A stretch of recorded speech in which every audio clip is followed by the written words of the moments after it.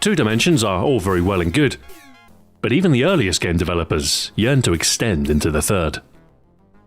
The ability to craft a virtual space. The forging of a polygon realm. Of course, with limited hardware, it was no mean feat. Early 3D games were burdened with heavy compromise. The very first were limited to wireframe representations, and, although simple, games like Atari's Battlezone could paint an immersive scene with just a few vector lines. Similar tech was used to great effect in 1983's Star Wars Arcade, putting the player in the pilot seat of an X-Wing to recreate the attack on the Death Star, complete with trench run. Even the 8-bit home micros managed to get in on the wireframe action. Space Trader Elite's visuals might have been Spartan, but the game offered a huge swath of space to explore. The next logical step from wireframe polygons was to fill them with flat shading. A simple effect, but still tricky to achieve on early systems without dropping the frame rate to unacceptable levels. The very first flat-shaded polygonal game was arcade title I, Robot, all the way back in 1983. It was definitely ahead of its time, but a new paradigm is always a tough sell, and the game would not prove a financial success. The advanced hardware needed for 3D games, and the decline in arcade interest over the next few years, rendered them prohibitively expensive. So it wouldn't be until the end of the decade that 3D games would become more prevalent. As home computers became more powerful, certain genres would embrace flat-shaded polygons. A trademark of early flight simulators, which valued full freedom of movement over arcade action or graphical detail. Some driving games employed this technique too. Jeff Cramman's Stunt Car Racer in 1989 had you driving at breakneck speed around a fanciful track, complete with 3 dimensions. Not content with dull flat shading, some turned to hardware tricks to simulate 3D worlds, and the Super NES's Mode 7 could be considered a rudimentary form of texture mapping. It was only a half measure, but an ideal way to introduce a 3D feel to classic 2D action. And games like Super Mario Kart maintained a healthy frame rate while still giving the illusion of into-the-screen racing. The Super FX coprocessor included in carts like Star Fox enabled polygonal 3D graphics, blended with sprite scaling effects and other 2D elements. Offloading graphics onto another processor would prove a useful technique in the future, but some machines would rely on sheer grunt instead. IBM-compatible PCs had the benefit of a modular design, along with a price point far aloft from console hardware. This meant that by the early 90s, they could start to push graphical boundaries. However, early PC games could be pretty ugly.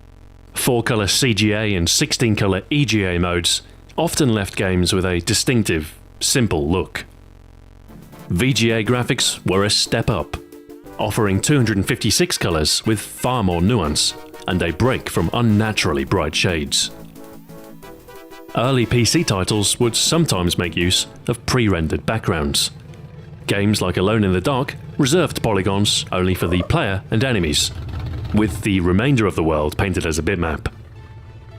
This technique is a useful one for preserving limited graphical power. Instead of rendering a full 3D scene, you can instead divert attention to more detailed character models. Some early games were more ambitious, taking a first-person perspective instead of a fixed camera view. Ultima Underworld: The Stygian Abyss was an impressive game that took RPGs into the third dimension, and in turn would influence the rise of the first-person shooter. One technique that made early texture map games viable was raycasting. It's an efficient approach to scene rendering that focuses solely on what the player can see, and when combined with simple level geometry, can be made quite performant. Wolfenstein 3D's levels were built on a simple square grid, all on a single level. This meant that the walls could be fully texture mapped, while the game remained playable even on a modest PC. Wolfenstein is the grandfather of 3D shooters, but in terms of overall impact, Doom was the daddy. Building on the Wolfenstein engine, Doom extended its feature set to permit levels with more organic design. No more fixed grid maps, and the addition of variable lighting and elements at different elevations. As a result, Doom was more atmospheric, its locations more believable, and paired with high-octane action, it proved quite the success. It inspired a huge number of clones and paved the way for the FPS genre as we know it today. Many of these early games were reliant on tricks to simulate a 3D world. Limited geometry, the use of sprites, or other time-saving hacks. True texture map 3D games required a great deal of processing power, and so it wasn't really until the second half of the 1990s that such games took hold. Vanguards of hardware, the arcades led the way with titles like Ridge Racer. Although dated today, at the time it was universally praised for its sound and graphics. Treading in the arcade's footsteps, the fifth generation of consoles could more confidently tackle full 3D graphics. And so, platforms like the PlayStation and Nintendo 64 saw the rise of the polygon within a home setting. Super Mario 64 transplanted the previously planar plumber into a colourful 3D world, and would prove to be arguably the first successful 3D platform game. It blended the finest elements and charm of previous Mario titles with new technology. Full freedom of movement and a dynamic camera system that permitted exploration without frustration. The PlayStation had its own 3D platforming heroes with games like Crash Bandicoot.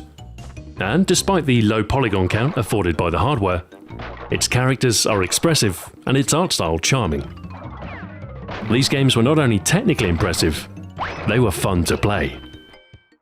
True 3D games were a novelty no more, and instead an integral part of mainstream gaming. While console hardware arrives in discrete generations, the pace of PC development is continuous, and with the popularity of PC gaming post-Doom, there was no shortage of 3D titles. Magic Carpet was an interesting attempt at transplanting Bullfrog's earlier God game formula into a first-person perspective. Hugely impressive from a technical perspective, although its gameplay was slightly lacking, and it was otherwise overshadowed by more conventional games of the era. Descent was notable for its 6 degrees of movement, permitting full exploration of its maze-like mines. A peculiar blend of space shooter and Doom clone, it stands as an important example of early software rendering. Full 3D without shortcuts or compromise.